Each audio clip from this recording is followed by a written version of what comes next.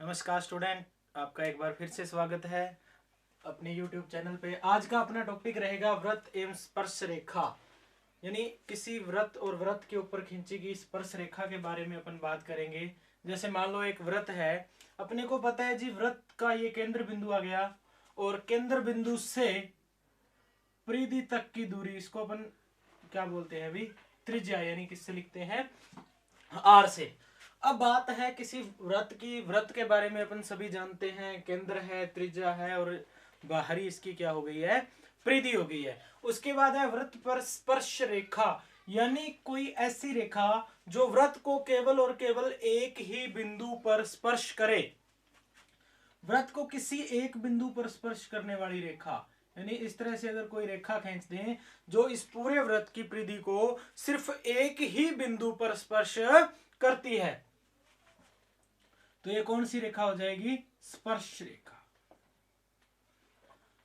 अब बात आती है वह बिंदु, यानी जिस बिंदु पर परिधि और स्पर्श रेखा आपस में काट रही, यानी वह बिंदु जो परिधि और त्रिज्या का उभयनिष्ठ बिंदु है, उसको क्या बोलेंगे, स्पर्श बिंदु। स्पर्श बिंदु यानी कि किसी व्रत को जब कोई एक रेखा केवल और केवल एक ही बिंदु पर स्पर्श करे या एक ही बिंदु पर काटे, तो वो रेखा क्या कहलाएगी, स्पर्श रेखा। और वह बिंदु, जिस बिंदु पर रेखा व्रत की परिधि को काट रही है या स्पर्श कर रही है, वह बिंदु क्या कहलाएगा, स्पर्श बिंदु कहलाएगा भी। यानी स्पर्श रेखा और व्रत का जो उभयनिष्ठ बिंदु है वो क्या कहलाएगा, स्पर्श बिंदु। अब दूसरी बात इसमें आती है भी कि एक रेखा है छेदक रेखा। छेदक, या अपनी बुक में इसमें छेदन रेखा भी लिखा हुआ मिल सकता है भी। छेदन रेखा या छेदक रेखा, ये कौन सी होगी, एक ऐसी रेखा जो व्रत को दो बिंदुओं पर, यानी दो या दो से अधिक, नॉर्मली दो बिंदुओं पर स्पर्श करे। जैसे मान लो ये है, तो एक यहां स्पर्श कर रही है और एक यहां कर रही है, यानी व्रत की परिधि को दो जगह पर काटे। व्रत को दो बिंदुओं पर काटने वाली रेखा क्या कहलाएगी, छेदन रेखा। और व्रत को किसी एक, यानी केवल और केवल एक बिंदु पर स्पर्श करने वाली रेखा क्या कहलाएगी, स्पर्श रेखा कहलाएगी भी। अब बात आती है इनके बारे में, अपने बात करेंगे कि स्पर्श रेखा क्या है, इसके गुण क्या है, छेदक रेखा क्या है, इसके गुण क्या है, और इसके जो थ्योरम प्रमेय वगैरह जो भी है वो क्या होंगी, किस तरह से क्वेश्चन इस पे आएंगे और किस तरह से अपन को हल करने हैं। नॉर्मली अब पूछा जाता है अभी कि किसी व्रत पर अगर स्पर्श रेखा खींचते हैं तो वह व्रत को कितने बिंदुओं पर काटती है। तो स्पर्श रेखा व्रत पर कितने बिंदुओं काटती है भी, केवल और केवल एक बिंदु पर काटती है, यानी केवल और केवल एक बिंदु पर काटने वाली रेखा क्या कहलाएगी, स्पर्श रेखा। दूसरी बात इसमें आती है भी, एक व्रत पर अपन कितनी स्पर्श रेखाएं खींच सकते हैं। तो यहाँ पे कितनी खींच सकते हैं भी, एक वर्त की परिधि है, वर्त की परिधि पर अनेक बिंदु हैं, यानी कि अनंत बिंदु हैं। तो फिर अनंत बिंदुओं पर हर बिंदु पर अगर एक स्पर्श रेखा खींचे तो वर्त की परिधि पर कितनी स्पर्श रेखाएं खींची जा सकती हैं, अनंत स्पर्श रेखाएं खींची जा सकती हैं। दूसरी बात आती है अभी, किसी एक, यानी कोई अपने एक स्पर्श रेखा खींच दी, इस स्पर्श रेखा के समांतर, यानी मान लो अगर ये केंद्र बिंदु और ये अपना व्यास हो गया, तो किसी एक स्पर्श रेखा के समांतर कितनी स्पर्श रेखाएं खींची जा सकती हैं, एक के समांतर एक ही स्पर्श रेखा खींची जा सकती है। यानी इस बिंदु के समांतर वाला बिंदु एक ही होगा और उस पर एक स्पर्श रेखा खींची जा सकती है। एक और छेदक रेखा अपन कितनी भी कह सकते हैं, यानी एक वृत्त पर कितनी समांतर स्पर्श रेखाएं, एक वृत्त पर समांतर स्पर्श रेखा, स्पर्श रेखा, समांतर स्पर्श रेखाएं कितनी खींच सकते हैं अभी, दो। एक रेखा के समांतर एक अन्य रेखा खींची जा सकती है। उसके बाद बात आती है भी इसकी थ्योरम्स की, यानी इसमें जितनी भी प्रमेय वगैरह काम आती हैं किस तरह से होंगी वो देख लेते हैं अभी। अब देखिए, किसी वृत्त पर अगर कोई स्पर्श रेखा खींची हुई है तो सबसे पहली थ्योरम अपन को याद रखनी है ये प्रूव करनी नॉर्मली नहीं पूछता, अभी भी किस तरह से प्रूव करेंगे कि एक वृत्त के पर कोई स्पर्श रेखा, केंद्र बिंदु और त्रिज्या, यानी कि त्रिज्या और स्पर्श परिधि और स्पर्श रेखा, इन तीनों का जो उभयनिष्ठ बिंदु है उसको स्पर्श बिंदु मानकर, स्पर्श बिंदु यानी कहीं भी अगर अपन वृत्त की परिधि पर स्पर्श रेखा खींचते हैं, उस स्पर्श बिंदु और केंद्र बिंदु को मिलाने वाली जो त्रिज्या है, यानी स्पर्श बिंदु और केंद्र बिंदु को मिलाने वाली जो त्रिज्या है वह स्पर्श रेखा पर लंब होती है। नॉर्मली अपने को याद करना रखना है कि त्रिज्या और स्पर्श रेखा एक दूसरे पर लंब होती है, यानी यहाँ पे कितने डिग्री का कोण बनेगा, समकोण बनेगा भाई, यानी 90 डिग्री का कोण बनेगा। ये अपने लिखी हुई प्रमेय भी मिलेगी भी अपने को कि वृत्त के किसी बिंदु पर खींची गई स्पर्श रेखा उस बिंदु, यानी वृत्त के किसी बिंदु पर, इस बिंदु पर खींची गई स्पर्श रेखा उस बिंदु से केंद्र को मिलाने वाली रेखा, इस बिंदु से केंद्र को मिलाने वाली रेखा यानी त्रिज्या पर लंब होती है। यानी ये कोण कितने डिग्री होता है, 90 डिग्री होता है। ये अपन को याद रखना है भी, ये समकोण होता है। यानी शॉर्ट में अपने इसको याद रख सकते हैं कि त्रिज्या और स्पर्श रेखा, यानी स्पर्श रेखा और त्रिज्या एक दूसरे पर क्या होती हैं, लंब होती हैं, समकोण बनाती है, यानी कि 90 डिग्री का कोण बनाती हैं। दूसरी प्रमेय अपन और देखते हैं अभी, जो अपने को प्रूव करनी हुई पिछले 5-6 साल एग्जाम में कम से कम 2-3 बार पूछ चुका है अभी। क्या है कि किसी बाह्य बिंदु से, यानी उससे पहले अपन बात करते हैं कि एक बाह्य बिंदु, यानी एक वृत्त आ गया अपने पास,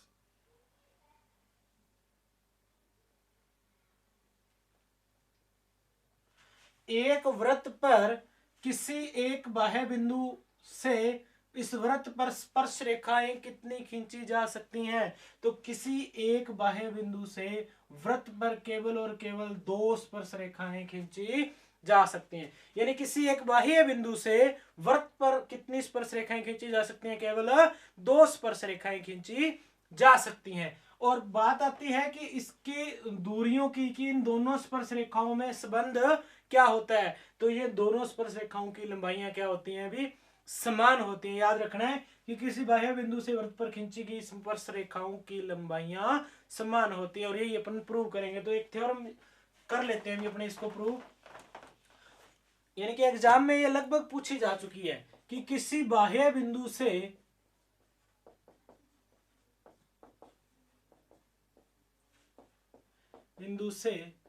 वृत्त पर खींची गई,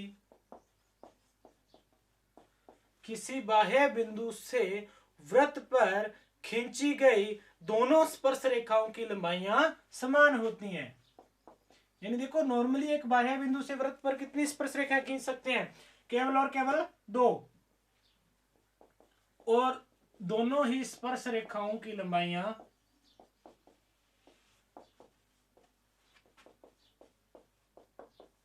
समान होती हैं।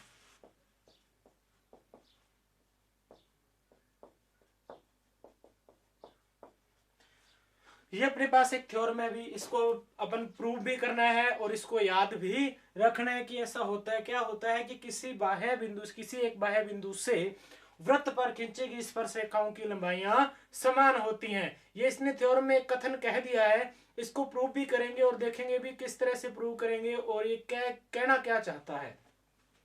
तो नॉर्मली देखिए थ्योरम को हल करने के लिए अपने पास 5 चीज जरूरी होती है अभी। सबसे पहले चित्र, उसके बाद दिया है, सिद्ध करना है, रचना और उत्पत्ति। 5 चीज आ गई भी अपने पास। तो सबसे पहले अपन बनाते हैं चित्र।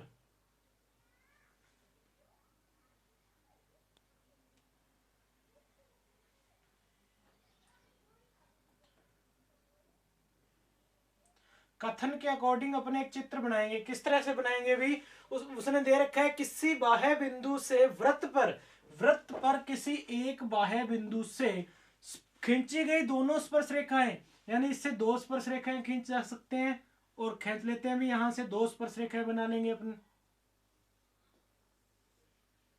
तो इस बाह्य बिंदु, इसको नाम दे लेते हैं P, और इससे 2 स्पर्श रेखाएं बना लेते हैं। ये इसका केंद्र बिंदु आ गया अभी ओ, वृत्त का केंद्र बिंदु ओ। अब ये हो गए स्पर्श बिंदु, इनको नाम दे लेते हैं ए और बी से, और अगर इनको मिला दें तो इस तरह से आकृति बन जाएगी भी। यानी एक बाह्य बिंदु P से, तो यही कह रहा है भी किसी बाह्य बिंदु से, तो किसी बाह्य बिंदु P से वृत्त पर खींची गई दोनों स्पर्श रेखाएं कहाँ काट रही हैं, ए और बी बिंदु पर स्पर्श कर रही हैं, और केंद्र बिंदु क्या है इसका ओ। तो ये अपना चित्र बन गया। अभी इसके अकॉर्डिंग बताना है कि लंबाइयां समान होंगी। तो सबसे पहले है दिया है, देखो अगर थ्योरम करने हैं तो उसमें 5 चीज चाहिए अपने को। सबसे पहले चित्र, उसके बाद है जी दिया है। दिया हमें क्या दे रखा है अपने, ओ केंद्र का एक वृत्त, एक वृत्त पर बिंदु P से, एक बाह्य बिंदु P से स्पर्श बिंदु A व B पर स्पर्श रेखाएं हैं, स्पर्श रेखाएं हैं, यही तो दे रखा है भी। एक केंद्र बिंदु है जिस पर बाह्य बिंदु P से बिंदु स्पर्श बिंदु A और B पर दो स्पर्श रेखाएं खींची गई हैं। अब अपने को सिद्ध करना है,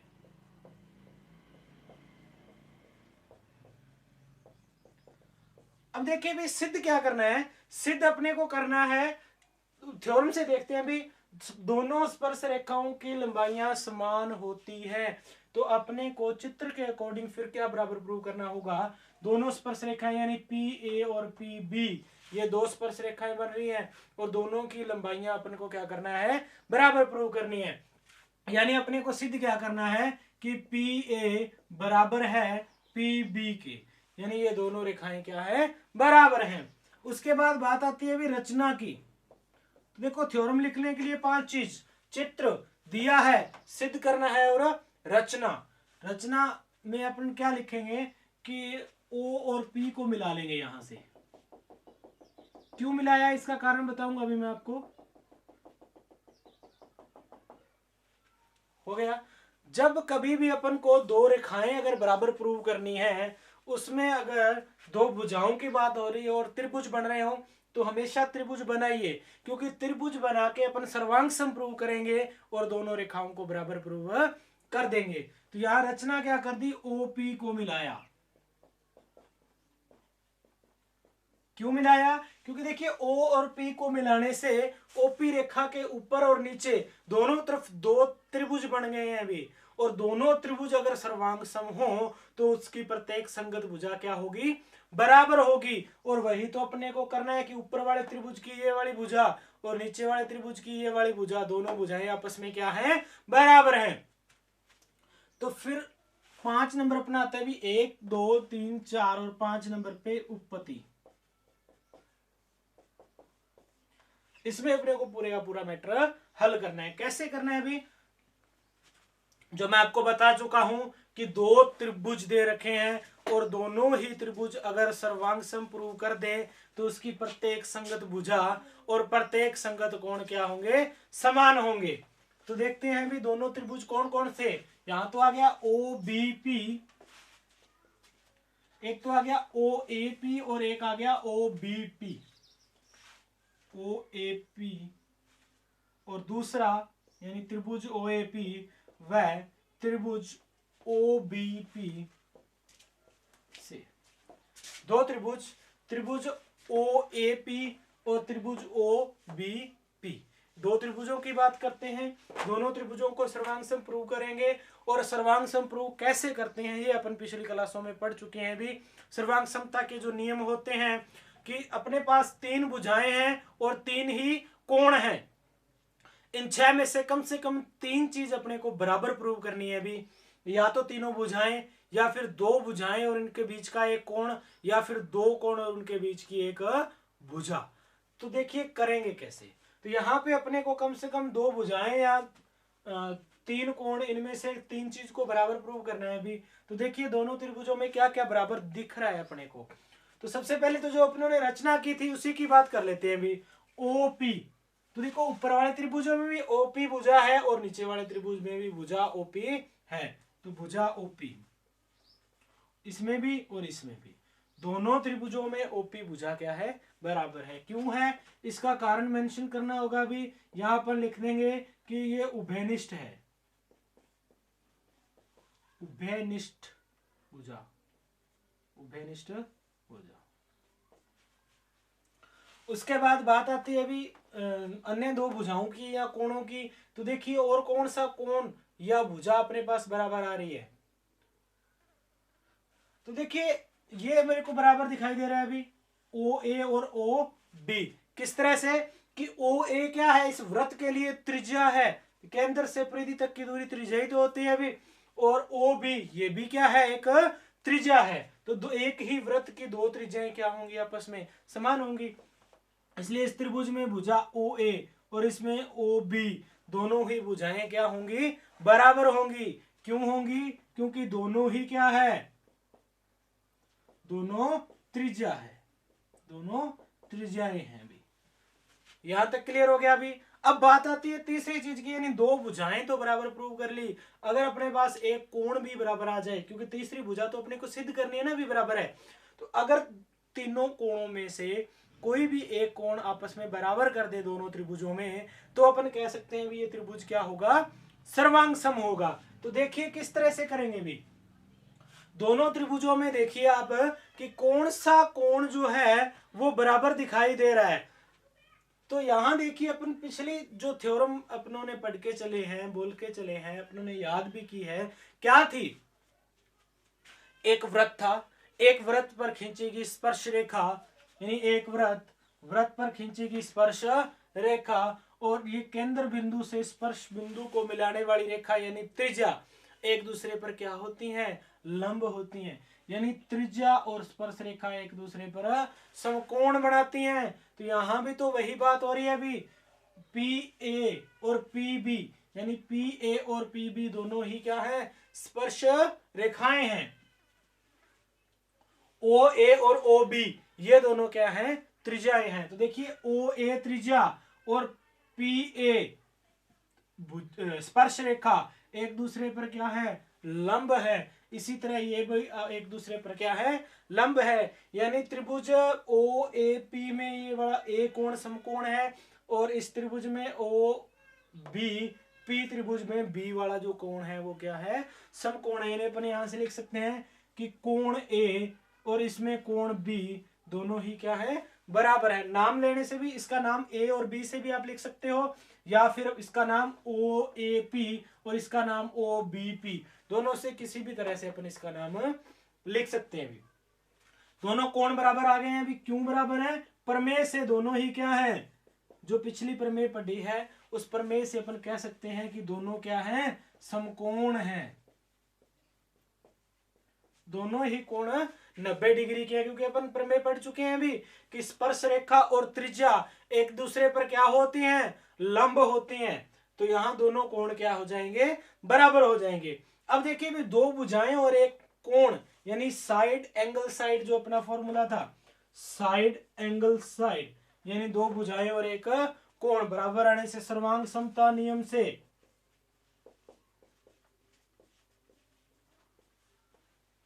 सर्वांग समता नियम से क्या कह सकते हैं कि जो त्रिभुज ओ ए पी ये जो है ये सर्वांग सम होगा त्रिभुज ओ बी पी के।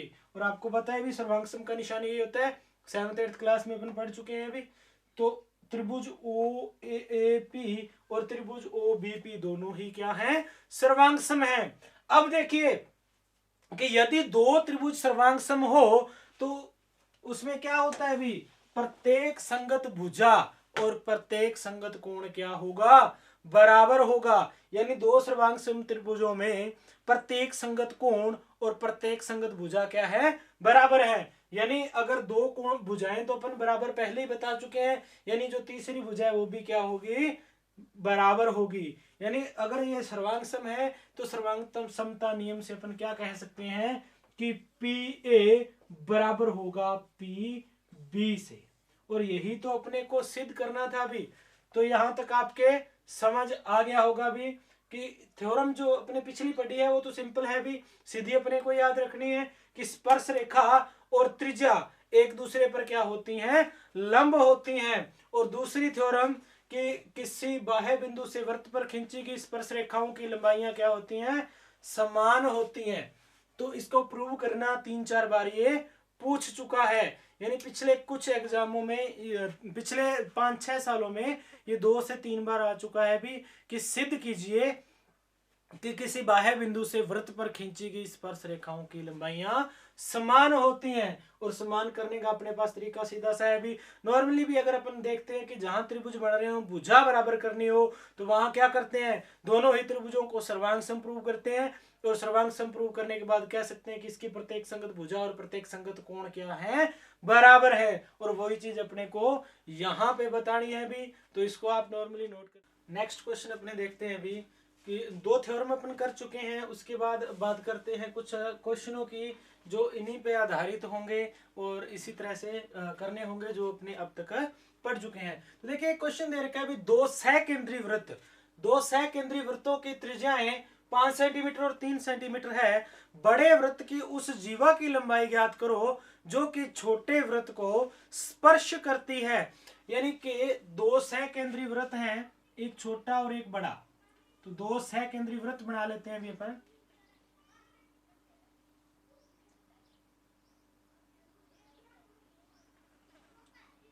ये छोटा वृत्त आ गया और एक बड़ा बना लेते हैं अपन।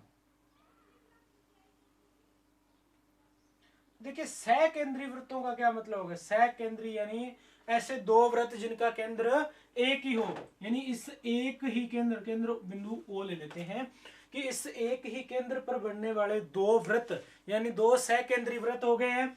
2 सहकेंद्रीय वृत्तों की त्रिज्याएं 5 सेंटीमीटर और 3 सेंटीमीटर है। यानी छोटे वृत्त की त्रिज्या 3 सेंटीमीटर है और बड़े वृत्त की त्रिज्या जो है वो 5 सेंटीमीटर है। बड़े वृत्त की उस जीवा की लंबाई ज्ञात करो जो छोटे वृत्त को स्पर्श करती है। छोटे वृत्त को स्पर्श करती हुई एक रेखा बना लेंगे अपन, और जो कि बड़े वृत्त के लिए क्या हो, जीवा हो। और ये अपने को पता है भी जीवा क्या होती है, स्पर्श किसी परिधि के 2 बिंदुओं को मिलाने वाली रेखा क्या होती है, जीवा होती है भी। तो बड़े वाले वृत्त के लिए ये जीवा होगी, इस बिंदु से इस बिंदु तक मिलाने वाली रेखा। यानी अगर इसको नाम दें ए और बी, यानी ए बी जो जीवा है बड़े वृत्त की जीवा छोटे वृत्त को स्पर्श करती है। तो यहाँ एक ही बिंदु पर छोटे वृत्त यानी छोटे वृत्त को बिंदु सी पर यहाँ पर ये क्या कर रही है, स्पर्श कर रही है। तो इसकी अपने को क्या करना है, लंबाई ज्ञात करनी है। बड़े वृत्त की उस जीवा की लंबाई ज्ञात करो जो छोटे वृत्त को स्पर्श करती है। तो बड़े वृत्त की जीवा छोटे वृत्त को बिंदु सी पर स्पर्श कर रही है, तो इसकी लंबाई बतानी है। अब देखिए दे क्या रखा है, दोनों वृत्तों की त्रिज्याएं 5 सेंटीमीटर और 3 सेंटीमीटर है भी।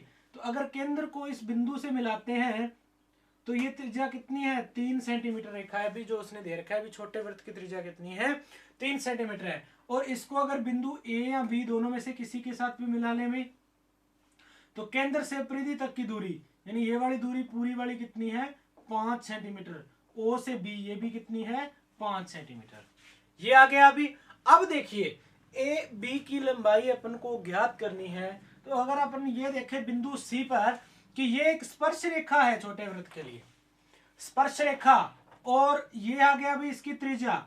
और अपने को पता है कि स्पर्श रेखा और त्रिज्या यानी जो अपनी पहली थ्योरम की है कि स्पर्श रेखा और त्रिज्या एक दूसरे पर क्या होती हैं, लंब होती हैं, यानी एक दूसरे पर समकोण बनाती हैं भी। तो यहाँ कोण कितने डिग्री आ गया, 90। तो यानी एक समकोण त्रिभुज बन गया भी। यहां से अगर देखें कि ए बी सी और ओ या फिर सी ओ और बी, ये 2 अपने पास समकोण त्रिभुज बन रहे हैं और दोनों ही क्या है, बराबर है, क्योंकि इसकी भुजा 3, ये 5, ये भी 3 और ये भी 5।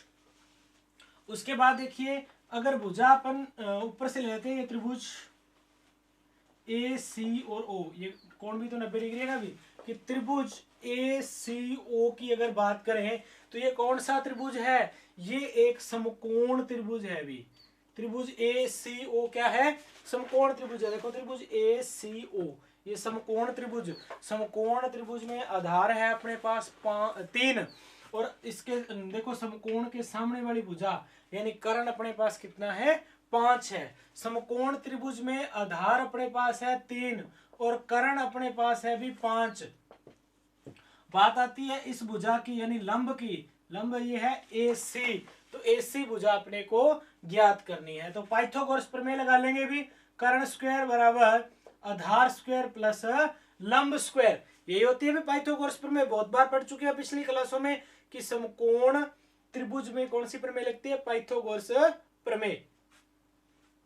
कर्ण स्क्वायर बराबर आधार स्क्वायर प्लस लंब स्क्वायर। अपना जो चैप्टर नंबर 11 और 12 है उसमें अपने थ्योरम भी है भी, वो भी अपने प्रूव करेंगे। वहां पे जब बात आएगी उस थ्योरम की, पाइथागोरस प्रमेय को प्रूव करेंगे, लिखा हुआ कथन मिलेगा कि किसी समकोण त्रिभुज में उसके सबसे बड़ी भुजा का वर्ग अन्य दोनों भुजाओं के वर्गों के योग के बराबर होता है। यानी सबसे बड़ी भुजा कर्ण का वर्ग अन्य दोनों भुजाएं लंब और आधार के वर्ग यानी लंब स्क्वायर और आधार स्क्वायर का योग प्लस के बराबर होता है। यानी ये बड़ी तो प्रमेय होती है भी, कर्ण स्क्वायर बराबर आधार स्क्वायर प्लस लंब स्क्वायर।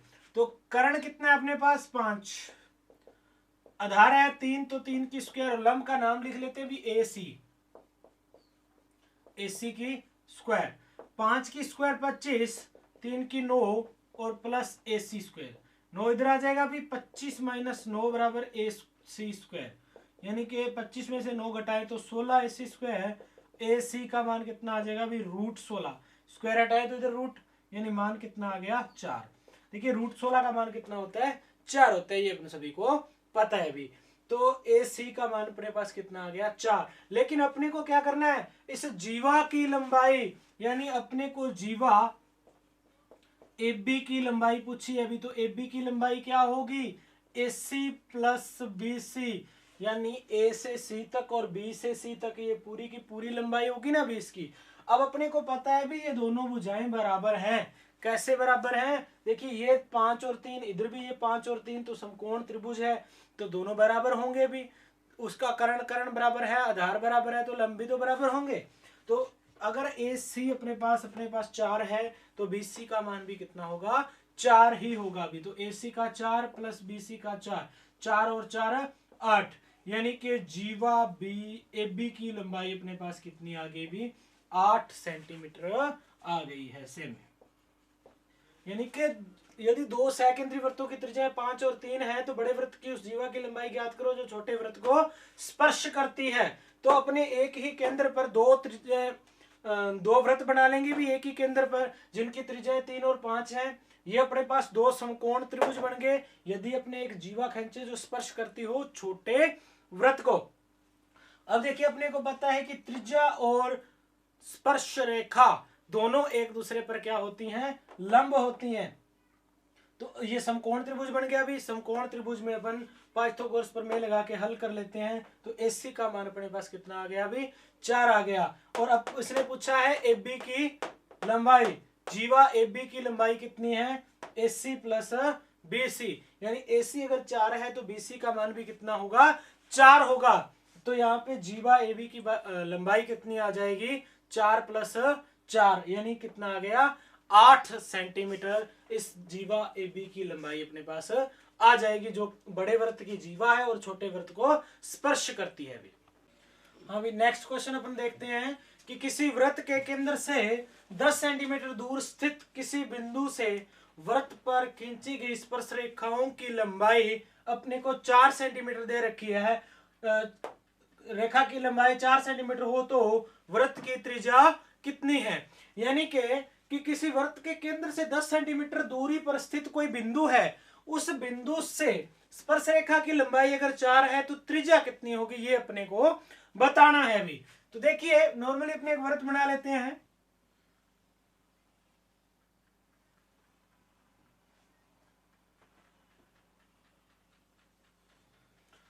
अब देखिए एक वृत्त के केंद्र से 10 सेंटीमीटर दूरी पर स्थित बाह्य बिंदु,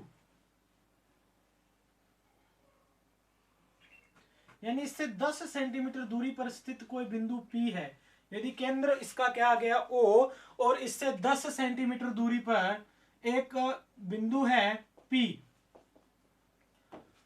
उसके बाद ये कह रहे हैं कि इस पर खींची गई स्पर्श रेखा की लंबाई, यानी अगर इस बिंदु से इस वृत्त पर अपन स्पर्श रेखा खींचते हैं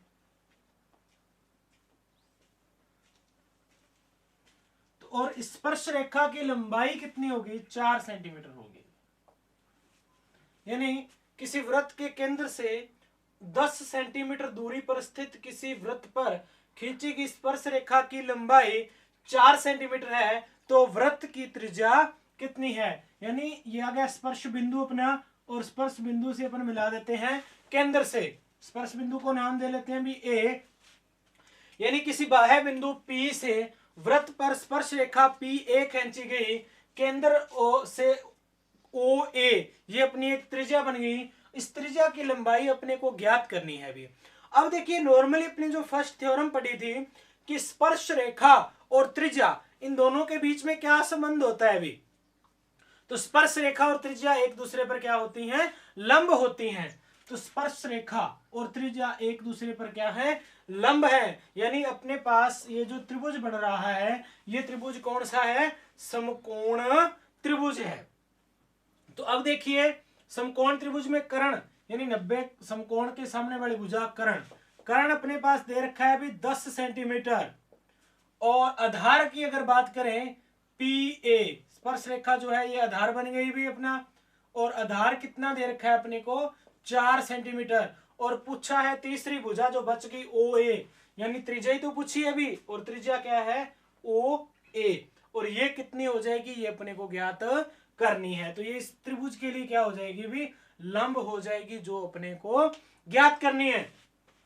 तो यहां से पाइथागोरस प्रमेय लगा लेंगे भी, कर्ण स्क्वायर आधार स्क्वायर और लंब स्क्वायर, यानी कर्ण स्क्वायर बराबर आधार स्क्वायर प्लस लंब स्क्वायर। कर्ण अपने को दे रखा है भी 10 यानी 10 की स्क्वायर, आधार अपने को दे रखा है 4 यानी 4 की स्क्वायर, और लंब अपने को ज्ञात करना है। तो लंब की जगह अपने त्रिज्या पूछी है तो आर की, इसको क्या लिख लेंगे भी, आर से लिख लेंगे। चाहे OA से लिख लो आर से लिख लो एक ही बात है भी। 10 की स्क्वायर 100, 4 की स्क्वायर 16 और प्लस आर स्क्वायर। उसके बाद 100 ये माइनस के 16 और आर स्क्वायर। 100 में से 16 घटाएं तो कितना बच गया अभी 84 आर स्क्वायर। यानी कि यहां से आर का मान कितना आ गया, स्क्वायर हटाते हैं तो रूट, यानी रूट के 84 अपने पास क्या आ जाएगा, इसका मान आ जाएगा अभी। इसको अपने वैसे 2 रूट 21 भी लिख सकते हैं, क्योंकि 21 चौके 84, 84 को क्या लिखेंगे 21 इंटू 4, और रूट 4 का मान 2, और अंदर कितना बच गया अपने पास 21 बच गया अभी। तो देखिए अपने पास आर का मान कितना आ गया है रूट 84, यानी कि 2 रूट 21 आर का मान अपने पास आ गया है। देखिए किसी वृत्त के केंद्र से 10 सेंटीमीटर दूरी पर स्थित कोई बिंदु है, यानी वृत्त के केंद्र से 10 सेंटीमीटर दूरी पर स्थित कोई बिंदु, तो O से P की दूरी कितनी है अपने पास 10 सेंटीमीटर। उसके बाद बात आती है अभी स्पर्श रेखा, तो स्पर्श रेखा की लंबाई 4 सेंटीमीटर, यानी P से A की दूरी कितनी है अभी 4 सेंटीमीटर है। अब पूछा है कि इसकी त्रिज्या की लंबाई यानी OA कितना होगा, ये अपने को बताना है। तो देखिए अपने को ये पता है कि स्पर्श रेखा और त्रिज्या एक दूसरे पर लंब होती हैं। अगर स्पर्श रेखा और त्रिज्या एक दूसरे पर लंब है यानी कि समकोण बनाती हैं, तो ये कौन सा त्रिभुज बन जाएगा, समकोण त्रिभुज। और समकोण त्रिभुज की बात आते ही अगर इसकी भुजाओं की बात होती है तो अपने पाइथागोरस प्रमेय याद आ जानी चाहिए भी। होती क्या है, कर्ण स्क्वायर बराबर आधार स्क्वायर प्लस लंब स्क्वायर। अब यहाँ पे कर्ण का मान अपने पास 10 दे रखा है, आधार 4 और लंब अपने पास नहीं है भी, ये अपने को ज्ञात करना है। तो इसने त्रिज्या पूछी है, तो लंब आर ही तो है भी, त्रिज्या ही तो है, तो आर स्क्वायर से लिख लेंगे। उसके बाद 10 की स्क्वायर 100, 4 की स्क्वायर 16, 16 इधर माइनस में आ जाएंगे भी, 100 माइनस 16 घटाएं तो कितना बच गया 84 बच गया। आर स्क्वायर का मान 84 और स्क्वायर हटाते हैं तो इधर क्या लगेगा रूट, और आर का मान अपने पास रूट 84 आ गया। यानी 84 को लिख सकते हैं 4 इंटू 21 और रूट 4 का मान 2, तो आर का मान अपने पास यहां से कितना आ जाएगा 2 रूट 21 आ जाएगा अभी। अब देखिए अगर यहाँ पे 8 होता तो अपने पास ये 6 आ जाना था अभी, यानी पाइथागोरस प्रमेय में अपने को पता है अभी 6, 8 और 10 होता है, तो यहाँ 4 था तो अपने पास r का मान कितना आ गया 2√21। ऐसे ही कुछ क्वेश्चन अपने और करेंगे, वो नेक्स्ट पार्ट में करेंगे भी अपने। और ये आपके लगभग समझ आ ही गए होंगे, इनको एक बार और पढ़ लेना, थ्योरम को एक बार और पढ़ लें, और फिर इन्हीं थ्योरम पे आधारित अपने कुछ क्वेश्चन और कर लेंगे।